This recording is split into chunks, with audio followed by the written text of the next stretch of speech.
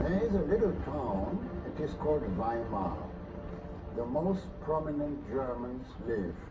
So it is a place for the peak of German culture. And on the other side of Weimar is Buchenwald. And Buchenwald was a concentration camp of the Nazis, where thousands of people died and were killed. Both belong to the same German history. Both are close, are neighboring.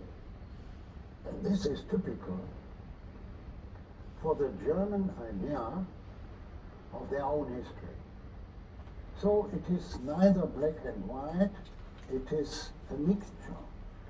German historian Jorn Russen argues that German understanding of responsibility for the war has gone through three stages. The war generation shrank from taking responsibility, their children felt an obligation to take on the guilt of their parents. Finally, a third generation emerges and is able to take a more balanced and rational view of history. My children have a clear awareness of the German crimes against humanity, but they don't feel guilty. They know, yes, it happened, it were the Germans, and I have to live with it. And this is a new attitude. Germany's commitment to face up to the past has been a tremendous achievement.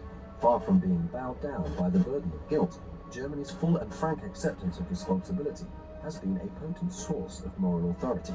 Sadly, by contrast, Japan seems determined to blithely ignore the feeling of the people of the countries she invaded, and to create a misleading version of history which largely exculpates Japan of responsibility for the death and destruction caused. As globalization continues apace, never before has international cooperation and regional reconciliation been so important. But how this is to be achieved when Japan remains determined to take refuge in a sanitized version of history is anybody's guess.